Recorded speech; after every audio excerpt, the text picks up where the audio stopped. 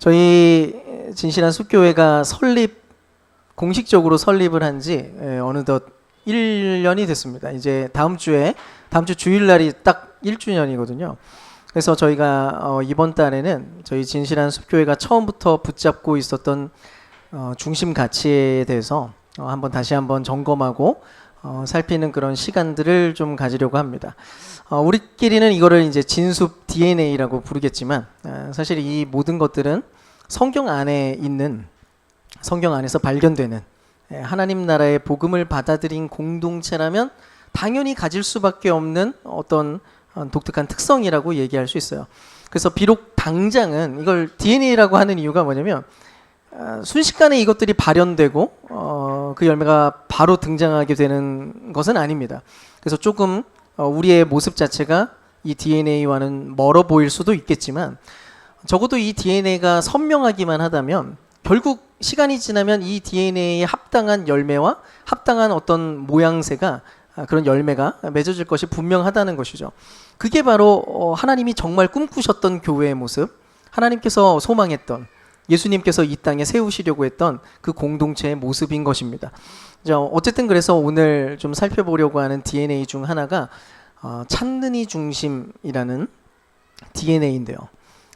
이 DNA는 사실 현재 이 시대의 교회들이 상당 부분 상실했거나 혹은 외면하거나 혹은 왜곡되어 버린 영역이 아닐까 하는 생각이 들어요. 실제로 여기에는 하나님에 대한 오해가 일단 좀 작동합니다. 그러니까 하나님을 오해하니까 이제 문제가 생겼는데 대충 이런 거예요. 먼저는 예정론 있잖아요. 예정론. 특히 우리 보수교단이 가지고 있는 특히 우리 교단이 많이 이야기하는 칼빈주의에서 예정론을 잘못 적용하면서 나타난 현상인데 하나님은 구원받을 사람과 구원받지 못할 사람을 이미 결정적으로 구분해 놓으셨다라는 생각입니다. 그래서 어차피 구원받을 사람은 가만 놔둬도 구원받게 되고 구원받지 못할 사람은 아무리 애를 써도 결국은 구원받지 못한다는 이런 생각을 갖고 있는 거예요. 이거 일단 굉장히 심각한 오해인데요. 또 두 번째 오해가 있는데 하나님은 구원받은 사람을 편애하신다. 구원받은 사람을 편애하시기 때문에 반대로 구원받지 못한 사람에 대해서는 하나님이 혐오하거나 혹은 역겹게 생각을 하시고 그래서 그런 이들에 대해서 하나님은 늘 심판할 생각을 지금도 갖고 계신다라고 하는 생각입니다. 아마 이 얘기를 들으면서 어떤 분들은 그거 다 맞는 말 아닌가요? 맞잖아요. 하나님 우리 편애하시잖아요. 우리를 더 위하시는 분 당연하잖아요. 하나님은 구원받을 사람과 구원받지 못할 사람을 이미 정하셔서 이미 예정하셨잖아요. 그럴지도 모르겠어요. 근데 실제로 오해입니다. 성경 그렇게 얘기하지 않거든요. 그리고 이 오해 때문에 어떤 일이 벌어지냐면 그러니까 교회가 세상과 완전히 높은 담을 쌓아 놓았고 그리고 단절과 배척의 정신으로 이 땅을 살아가기 시작합니다. 이미 그런 생각을 갖고 있기 때문에 이미 담이 쌓여져 있어요. 교회라고 하는 테두리 안에 우리가 그냥 그 안에 틀어박혀 삽니다. 그리고 그런 방식의 삶을 경건한 삶이라고 부르기로 했어요. 자, 우리는 이제 경건하게 삽시다 하면서 담을 쌓고 단절과 배척의 삶을 사는 거죠. 덕분에 교회 공동체 안에 외부 사람이 들어오게 되는 것은 너무 어려워져 버리고 말았고요. 신앙생활이 특히 길어지면 길어질수록 초신자에서 점점 신앙이 깊어지고 세월이 오래 지나면 지날수록 교회 너머에서 우정을 쌓아가는 친구들은 점점 사라지기 시작합니다. 더 이상 그런 사람이 없어지는 거예요. 그래서 이제 우리가 좀 성경의 한 부분을 좀 살펴보면서 하나님은 진짜 어떤 분이신지 우리가 오해하고 있는 것은 과연 무엇인지 좀 살펴보고 그 하나님의 백성의 DNA가 어떤 식으로 발견되어야 되는지를 좀 생각해 보도록 하겠습니다. 일단 오늘 그 본문 1절을 보시면 이렇게 이야기해요. 세리들과 죄인들이 모두 예수의 말씀을 들으려고 그에게 가까이 몰려들었다. 자, 세리와 죄인들이 그분의 말씀을 듣고 싶어서 가까이 몰려들었대요. 여러분, 예수님의 일상은 늘 이런 식이었어요. 이게 예수님의 일상이었습니다. 당시 사람들에게 손가락질 당하고 있었던 사람들에 대해서 예수님은 언제나 환대하셨고요. 함께 식사까지 나누는 그런 모습을 보여줬습니다. 그래서 오늘 본문에서는 예수님의 이런 모양을 보면서 종교 지도자들이 아주 신랄하게 비난하는 모습을 보게 돼요. 한두 번이 아니었죠. 늘 예수님은 욕을 먹으셨습니다. 아니 어떻게 죄인들이랑 함께 식사를 하며 죄인들과 함께 맨날 만나가지고 저렇게 포도주를 즐기는가? 왜냐하면 고대 사회 안에서 이렇게 함께 가정에서 오픈을 해가지고 거기에 초대를 받고 그 안에서 식사를 나눈다는 것은 하나의 공동체가 된다는 의미를 가지고 있었어요. 그러니까 내 공동체의 범주 안으로 들여보냈다라고 하는 어떤 인증과도 같았습니다. 그러니까 절대로 아무하고나 식사를 안 했어요. 그러니까 자신들의 믿음으로는 이게 납득이 안 되는 겁니다. 예수님의 행동이. 거룩하신 하나님을 따른다면, 만약 저 사람이 진짜 거룩한 제사장이고 메시아고 랍비라면 그의 법을, 하나님의 법도를 따르지 않는 저 불의하고 부도덕한 저런 사람들과는 철저하게 벽을 쌓고 담을 쌓는 게 너무나 당연한 경건한 삶의 방식이라고 믿었거든요. 그게 경건이었으니까요. 근데 예수님은 이 비난에 대한 대답으로 오늘 이제 이 비유를 들려주시는데, 사실 이 누가복음 15장에는 3가지 비유가 나오는데 오늘은 2가지 비유만 좀 집중해서 보려고 합니다. 근데 이 비유들 모두에는 한 가지 파격적인 전제가 흐르고 있어요. 그 전제가 뭐냐면, 우리가 아는 바 전능하시고 모든 것을 소유하고 계시는 그 하나님이 무언가를 잃어버린 분으로 지금 소개되고 있다는 것입니다. 하나님은 무언가를 잃은 존재라는 거예요. 무언가를 상실한 존재랍니다.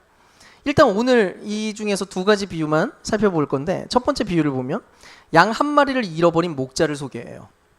자, 양을 한 마리 잃어버렸대요.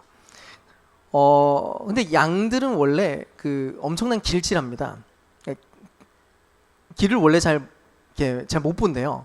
눈이 안 밝아가지고 시력도 근시가 너무 심해가지고 바로 2m에서 3m까지밖에 안 보입니다. 그러니까 그 뒤로 넘어가면 이게 구분이 안 되는 거죠. 거기다가 방향 감각이 없대요. 다른 동물들은 보통 그런 동물이 없어요. 근데 이 양들은 방향을 바로 잃습니다. 어디가 어딘지를 모른대요. 근데 양 한 마리가 갑자기 없어졌다는 거예요. 더 걱정스러운 점은 이 양은 다른 포식자들로부터 자신을 보호할 만한 능력이 거의 없습니다. 빠르지도 않고요. 공격할 뿔도 없어요.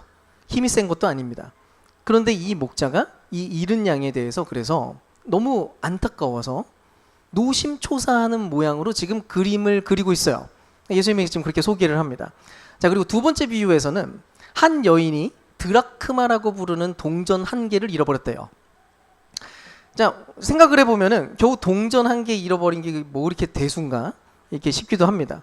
물론 이제 이 당시에 그 드라크마, 한 드라크마는 노동자의 하루 품삯이었기 때문에 요즘 최저시급으로 따지면 대충 한 10만 원 정도 된다고 생각하면 될 것 같아요.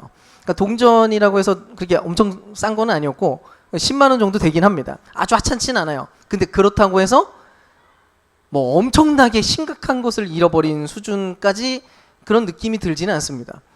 근데 이 동전은 적어도 이 여인에게만큼은, 이 여자 개인에게만큼은 훨씬 중요한 의미가 담겨 있었던 것으로 보여요. 왜냐하면 이 여인이 10드라크마가 있었대요. 근데 10드라크마는 당시에 10드라크마를 꿰어 만든 장신구를 지칭하는 것이 분명해 보입니다. 드라크마를 이렇게 꿰가지고 뭘 만들었어요. 그리고 그 장식품은 뭐냐면 결혼 예물이었거나 혹은 부모나 선조가 물려준 소중한 보물일 가능성이 높습니다. 그러니까 아마 자기 부모가 결혼하면서 지참해온 어떤 보물이었을 것이고요. 그것이 대대로 물려오면서 또 다른 예물로 사용하기 위해서 준비하고 있었던 무언가였을 가능성이 높아요. 그러니까 적어도 이 여인에게만큼은 다른 사람들이 보기에는 그냥 동전 하나예요. 드라크마 하나에 불과하지만 이 여인에게는 다른 의미가 있었습니다. 훨씬 중요한 가치. 그게 남편과의 언약이었을 수도 있고요. 아니면 자신의 정체성이나 가문의 명예를 상징하고 있는 어떤 무언가였을 겁니다. 그러니까 그런 내용으로 이해되는 동전 하나를 잃어버린 거예요. 그리고 지금 예수님은 하늘에 계신 그 하늘 아버지께서 마치 양 한 마리를 잃어버린 목자 혹은 10드라크마 중 하나의 드라크마를 잃어버린 여인과도 같다고 지금 이야기를 합니다. 그러면 대체 하나님은 뭘 잃어버린 걸까요? 대체 뭘? 그게 뭐냐면 예수님 분명히 소개합니다. 그게 바로 사람들이라는 거예요. 그것도 어떤 사람이요? 하나님을 떠난 사람. 그분의 울타리 밖으로 넘어간 사람. 목자 없는 양처럼 자신의 뜻대로, 근데 한 치 앞도 보지 못해서 엉뚱한 길을 헤매고 다니는 그 사람, 공동체 밖으로 튕겨져 나가서 외로움을 안고 살아가고 있는 어떤 사람. 근데 여기서 재밌는 거는요, 잃어버린 이게 소개되기를 여러 개를 잃어버렸다고 소개하는 게 아니라 한 마리 단 한 개의 동전이라고 소개합니다. 콕 집어서 얘기를 해요. 이게 무슨 말이냐면, 결국 하나님은 자신이 잃어버린 것을 어떤 거대한 집단이나 어떤 뭐 대규모의 그런 뭐 대량 어떤 물량으로 계산을 하고 있는 게 아니라, 하나님은 지금 한 사람 한 사람, 한 영혼 한 영혼으로 이해를 하시고 바로 거기에 마음을 두고 있다는 것이고요. 그 한 명 한 명에 매겨진 사회적 가치와는 상관없이, 객관적인 가치, 객관적인 어떤 능력이나 스펙과는 상관없이, 외모가 어떻든지 상관없이, 그의 쓸모가 무엇인지에는 아무 관심이 없이 그분의 마음에는 반드시 찾아야 되는 너무나도 소중한 것으로 여겨지고 있다는 것입니다. 아까 말했던 것처럼 한 드라크마에 불과하고 한 어린 양에 불과해요. 근데 그의 마음에는 이것이 너무 소중합니다. 다른 의미로 그게 들려지고 있는 거예요. 객관적인 수치로는 표현할 수 없는 무언가로 지금 그려줍니다. 여러분, 하나님에 대해서 오해하지 마세요.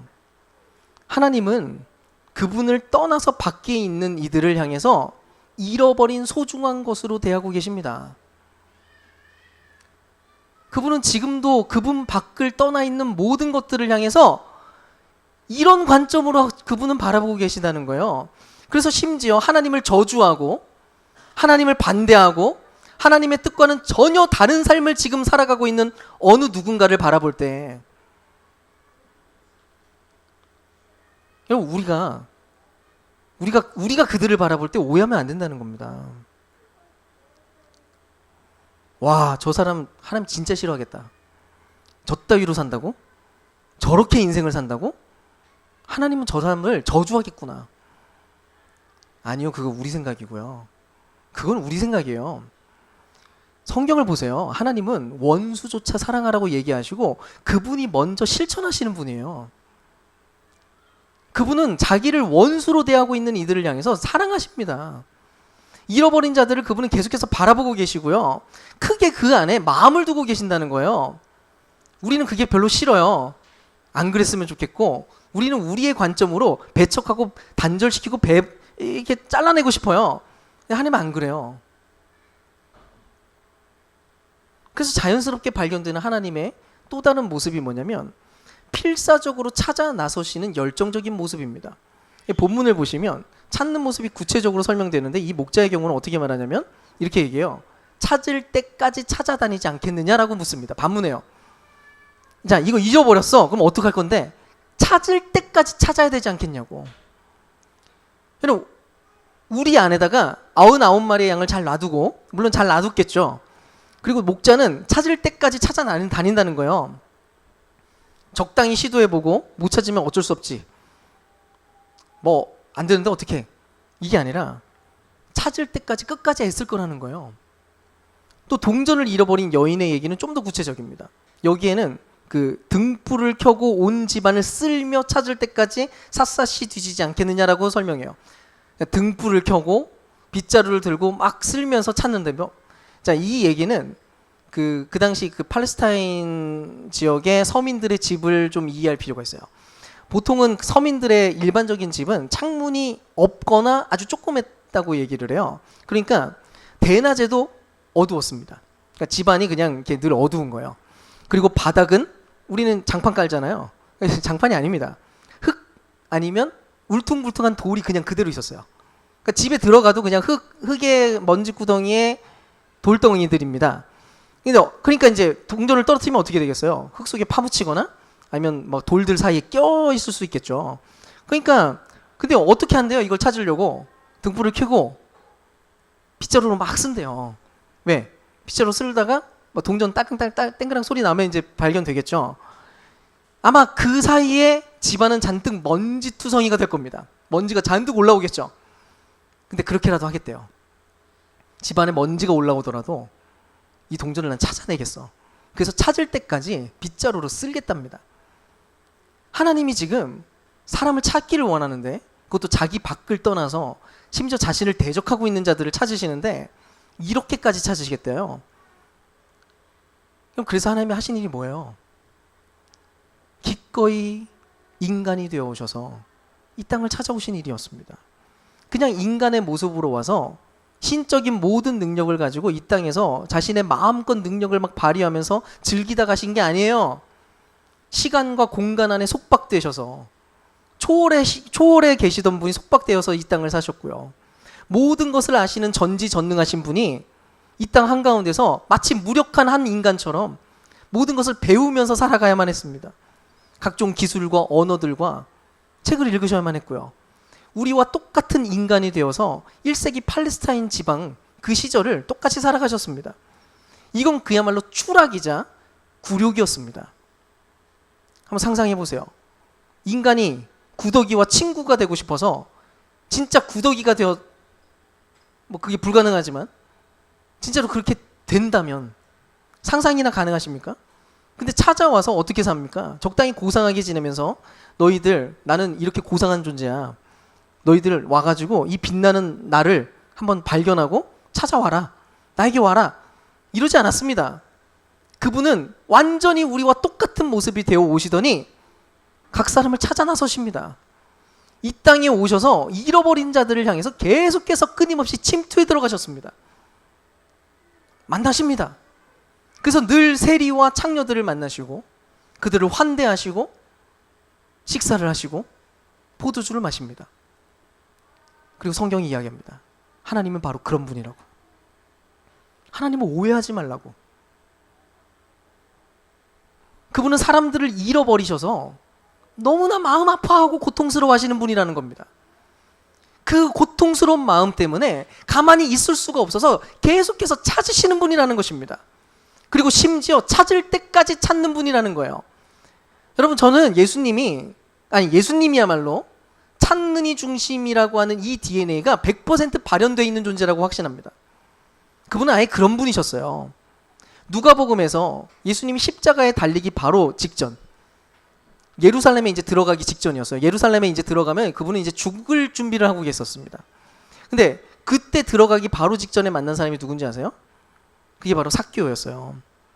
세리장 삭개오. 죄인으로 낙인 찍힌 바로 그 인간. 생각해 보세요. 예수님이 이제 자기가 죽을 준비를 하고 있고 예수님 본인이 이제 거기 들어가면 죽는다는 걸 알고 계셨습니다. 때가 됐거든요. 그러면 어떻게든 예수님이 지금 집중해야 되는 건 뭐냐면 자신의 죽음을 대비하고 준비하고 제자들을 단속하고 준비시켜야 되고 아마 굉장한 불안 가운데 있었을 거예요. 근데 생명이 왔다 갔다 하는 그 시간에도 예수님 삭개오를 찾아가십니다. 그리고 구원하세요. 그리고 이렇게 얘기해요. 내가 온 것은 잃어버린 자를 찾아 구원하기 위함이라. 내가 이 땅에 온 것은 잃어버린 자를 찾아 구원하기 위해서 온 것이다. 예수님은 말로만 내가 찾을 거야 이런 얘기를 하신 게 아니라 그분의 뼛속 깊이 모든 삶이 늘 찾는 삶이었습니다. 예수님은 늘 찾으셨습니다. 하나님의 마음을 발견하시고 그 하나님이 찾으시는 그 사람들을 계속해서 찾으셨습니다. 그리고 그분이 바로 우리 하나님이라는 거예요. 어쨌든 하나님이 이렇게 잃어버린 이들을 진지하게 찾고 계시기 때문에 찾고 나면 그분의 기쁨은 말로 형언할 수 없는 기쁨이었습니다. 실제로 놀라운 기쁨이 그분에게 있었다고 설명하는데요. 그래서 양을 찾고 난 다음에 예수님이 어떻게 데려오냐면 양을 어깨에 메고 데려옵니다. 양을 이렇게 앞발 뒷발 이렇게 딱 메고 오는 거예요. 근데 여러분 혹시 그 양 직접 보러 좀 가신 적 있나요? 양을 되게 좋아했어요. 제가 그 TV에서 나오는 양카페에서 양 나오는 거 보면서 너무 귀여워가지고 막 키우고 싶고 막 보고 싶고 막 그래가지고 제가 양들을 좀 만나보려고 가보기도 했는데 보통 기대하는 거는 이제 뽀송뽀송하고 좀 이렇게 하얗고 막 이런 모습의 양을 기대하잖아요. 실제로 제가 양떼 목장 가가지고 이제 양들을 보는데 그 목장에서 본 양들을 보고 제가 약간 충격을 받았습니다.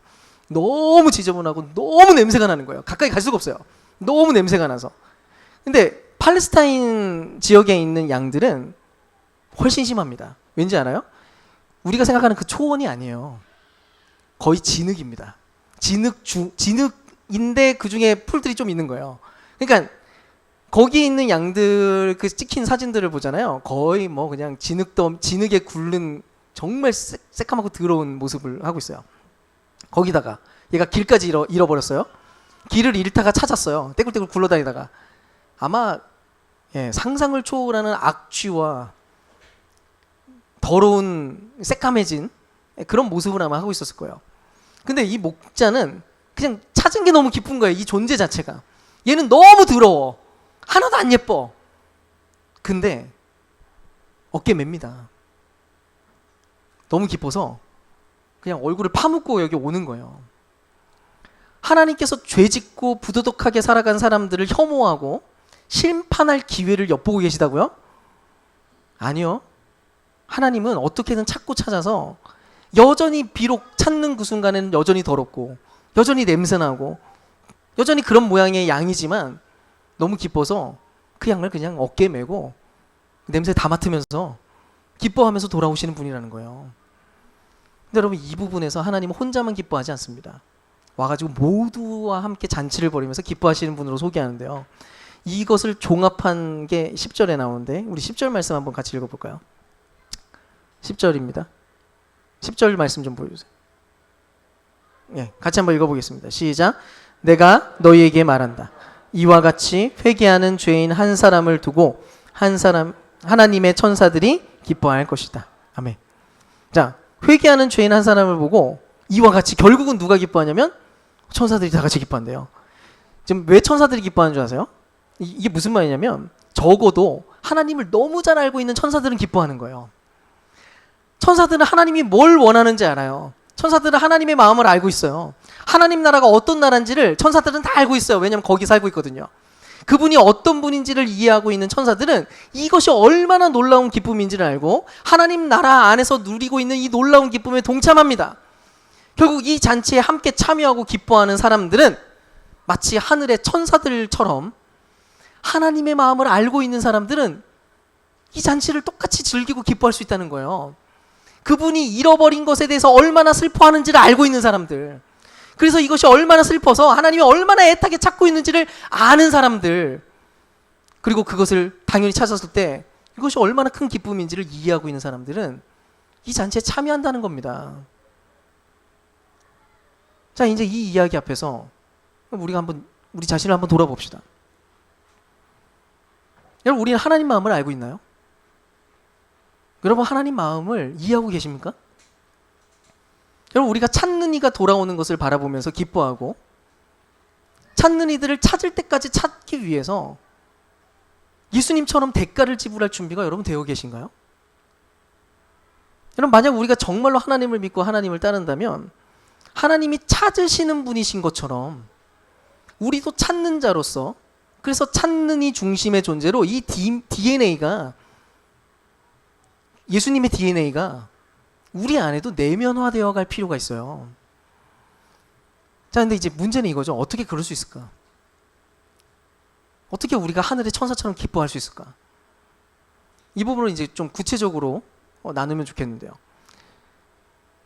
일단 제일 중요한 게 이거예요. 제일 중요한 핵심은 우리 자신이 찾음받은 자라는 점을 기억하는 것입니다. 이게 전제입니다. 우리가 먼저 찾음받은 존재라는 사실을 이해하고 그것을 정말로 확인해야만 합니다. 왜냐하면 우리 자신이 찾음받은 존재라는 사실을 모르는 사람들은 절대로 찾고 계시는 아버지의 마음을 알 수가 없거든요. 저는 저 역시도 하나님이 나를 찾아주신, 내가 찾음받은 존재라는 거, 내가 잃어버린 양이었고 나 역시도 잃어버린 드라크마였다는 것을 우리가 깨달아야만 되는 거예요. 그래, 나도 온통 더럽혀져서 하나님을 대적하는 존재였지. 나라는 존재의 가치도 겨우 동전 하나 수준에 해당하는 그 정도에 불과했는데, 그럼에도 불구하고 그분은 나조차도 너무 귀하게 여겨주셔서 찾기 위해서 온갖 애를 쓰셨구나. 그분이 그래서 하나님이 인간이 되어 이 땅 가운데 오셨구나. 그래서 나를 위해서 십자가에서 죽으셨구나. 아, 그렇게 내가 하나님께 찾음받은 존재가 되었구나. 만약 여러분 이 사실을 깊이 깨닫고 절감하지 못한다면 찾는 이 중심이라고 하는 이 DNA를 들을 때마다 우리는 계속 부담이 될 수밖에 없습니다. 저는 개인적으로 21살 때 하나님께서 처음 저를 찾아주신 것이 얼마나 큰 감격인지 모릅니다. 당시 저는 교회도 열심히 다니고 있었고요. 교회 안에서 늘 모범생으로 여겨졌습니다. 항상 착실한 사람. 사실 근데 제 인생은 모든 부분에서 깨져 있었거든요. 사는 게 허무하게 느껴졌고요. 그래서 아무 것에도 열심을 내야 될 필요성을 저는 못 느꼈습니다. 인생을 열심히 살 이유가 없다고 생각했어요. 의미가 없었으니까요. 관계 안에서도 늘 소심하고 늘 주눅 들어 있었고, 어떻게든 그래서 상대방에게 그래도 호감을 얻기 위해서 끊임없이 나를 과장하고 거짓으로 나를 치장하곤 했습니다. 근데 어느 날 하나님이 나를 찾아주셨습니다. 하나님이 발견됐습니다. 원래는 그저 내 문제와 내 상황만 보였는데 문득 그분이 선명하게 이해가 되고 발견되기 시작했습니다. 그분이 나를 찾으셨기 때문이었습니다. 세상을 만드신 하나님, 그 하나님이 나도 지으셨다는 것을 정말로 믿는 일이 벌어졌습니다. 그때 처음 믿어졌습니다. 교회를 그렇게 열심히 다녔는데, 아, 하나님이 나를 만드신 거구나. 그래서 창조하신 분의 의도대로 살고 싶은 열정이 내 안에서 막 샘솟기 시작했습니다. 그래서 발견해 갔습니다. 그때부터 모든 게 변했어요. 인생이 달라졌습니다.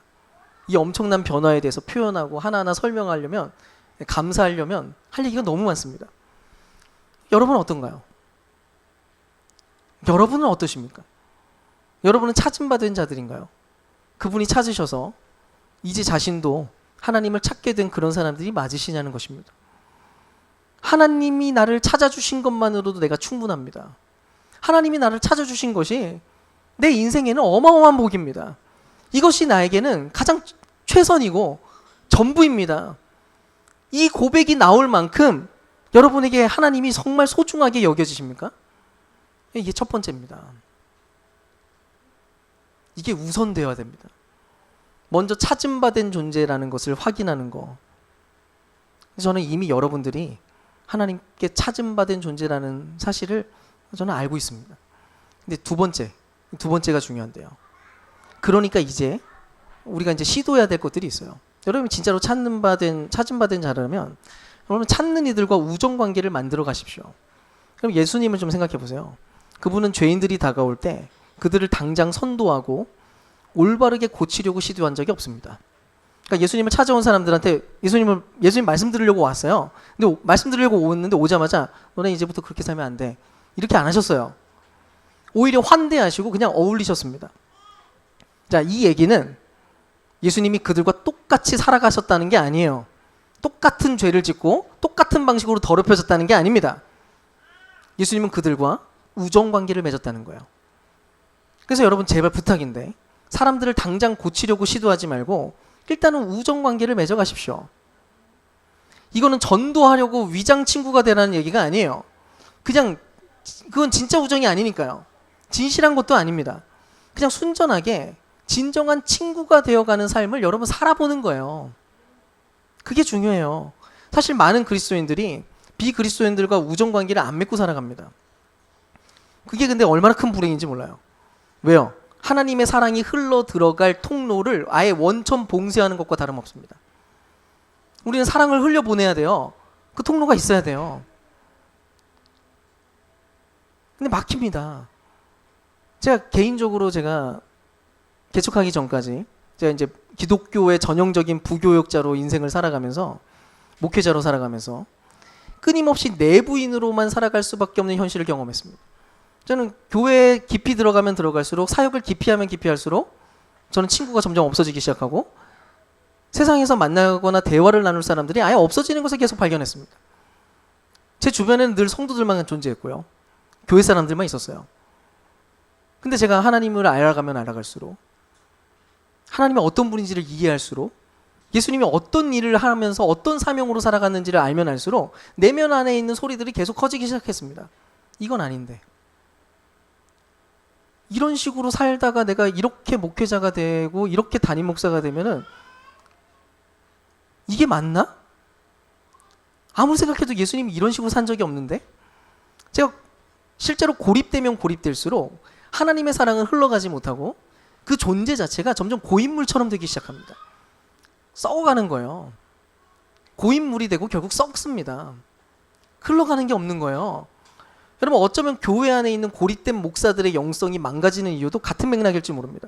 그래서 제가 개척을 하고 난 다음에는 제가 개인적으로 굉장히 열심히 노력을 했는데요. 그래서 제가 축구팀도 들어가고 일부러 계속 들어갔어요. 뭐 재밌어서도 들어갔고요. 축구도 하고 수영도 하면서 회식하면 최대한 열심히 참여하고, 지금은 수영을 함께 배우는 사람들과 함께 한 주에 한 번씩은 무조건 꼭 커피를 마시면서 대화하는 시간을 가집니다. 목표는 일단 이거예요. 그냥 사랑하는 사람들과의 범위를 넓혀가는 겁니다. 잘 몰랐던 사이였는데 조금씩 점점 알기 시작합니다.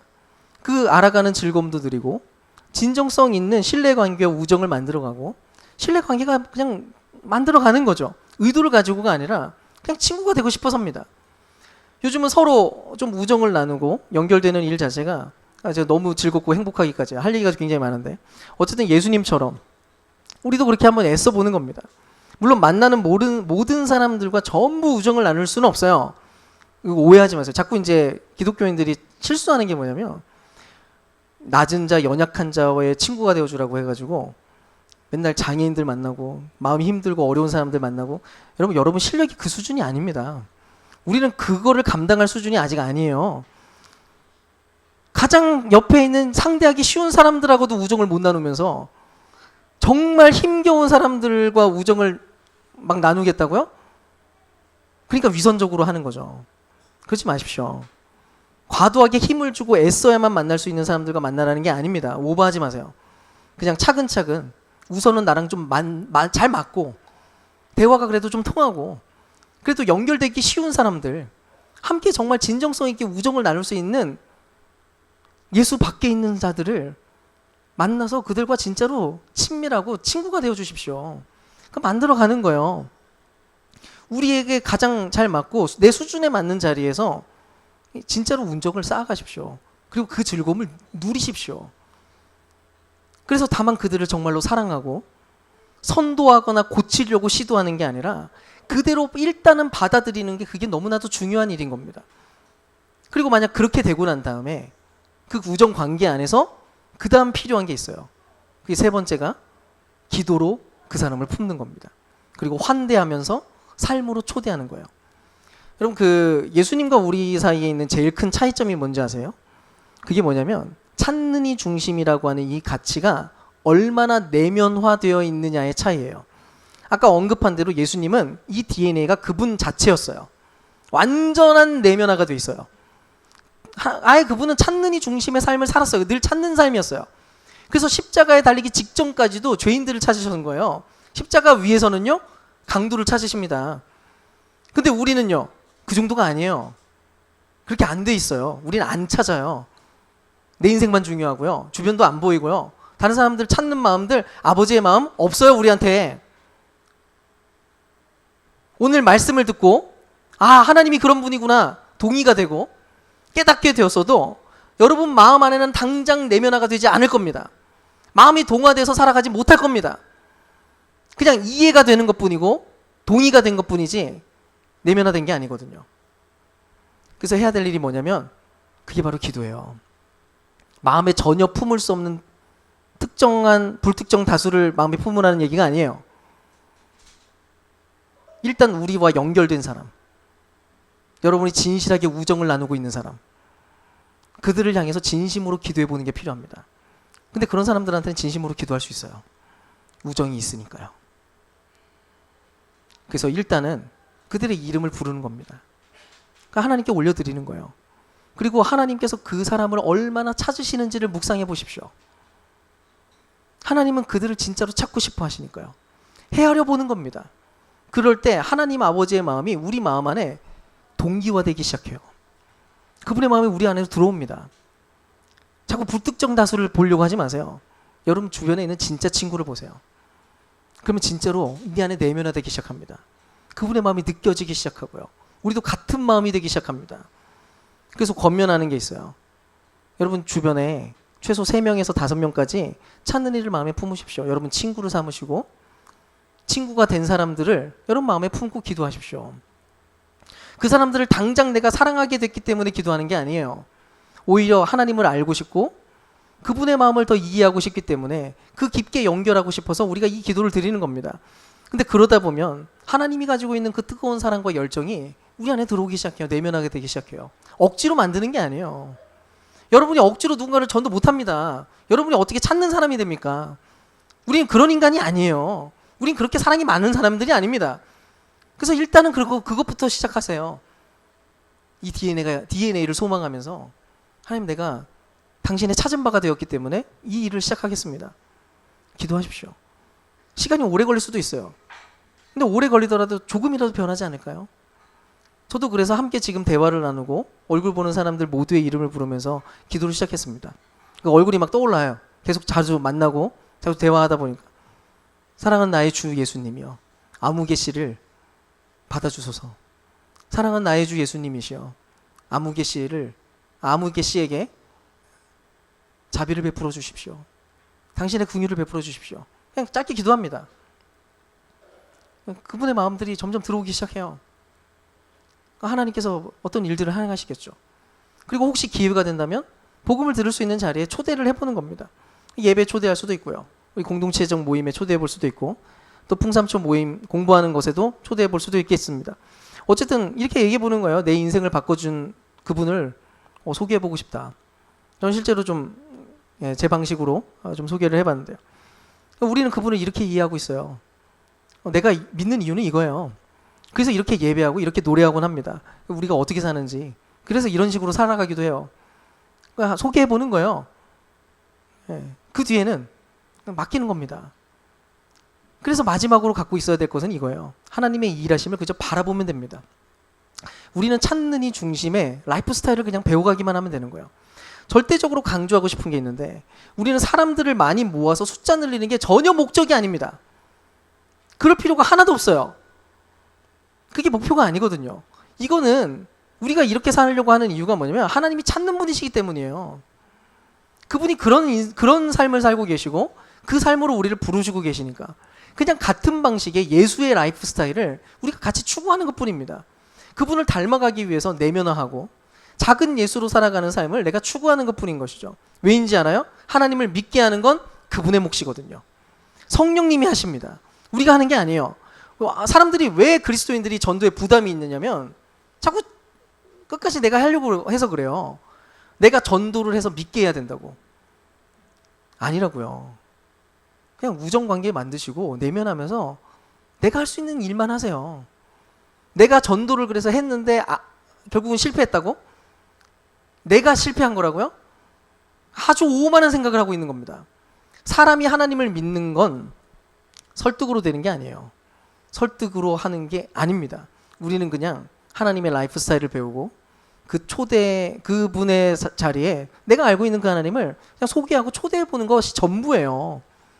내가 이미 그 잔치 한가운데 찾음받은 자로서 잔치에 참여하고 있으니까, 이 풍성한 잔치, 풍성한 삶의 자리에 내가 참여하고 있으니까 너도 좀 경험해 보면 좋겠어. 그 잔치를 보여주는 것뿐인 거죠. 저는 개인적으로 전도할 기회가 많이 있었는데 매번 신기하다는 생각밖에 못했습니다. 왜냐하면 도저히 안 믿을 것 같았는데, 이걸 말한다고 들을까 싶은 생각이 드는데 예수께 자신을 내어주는 일들을 보게 되거든요. 감히 그런 모든 상황들 속에서 내가 설득을 너무 잘해서 들었다, 그러면 말 못합니다. 근데 내가 열심히 설명하고도 문득 그런 생각이 들어요. 아니, 이걸 믿는다고? 야, 이 말을 그냥 믿어? 근데 진짜로 믿습니다. 놀라운 하나님의 일하심이죠. 하나님의 역사가 나타나면 그런 일이 벌어집니다. 그냥 맡기면 되는 거예요. 사랑하는 여러분, 찾는 일을 찾으시는 하나님의 그 가치가 나의 중심 가치가 될 때, 정말 그것이 우리 안에 내면화될 때, 우리 이 땅을 사는 사람들이 알지 못하는 하나님의 놀라운 기쁨들을 함께 누리게 될 겁니다. 여러분, 뭐가 요즘 기쁘세요? 여행 가고 월급 오르고 뭔가 잘 풀려서 기쁩니까? 물론 그것도 기쁜 일이죠. 근데 하나님이 가진 기쁨, 육체가 없는 천사들까지 가지고 있는 그 기뻐하는 기쁨에 우리가 동참할 수 있다면 그것은 일시적인 것들과는 아마 비교할 수 없을 겁니다. 부디 잃어버린 것을 애타게 찾고 계시고 또 찾으시고 기뻐하시는 그 하나님의 마음을 날마다 배워가시고 그렇게 아름다운 삶의 열매를 꽃피우게 되는 그런 교회가 되고 그런 저와 여러분 될 수 있기를 주님의 이름으로 축원드립니다.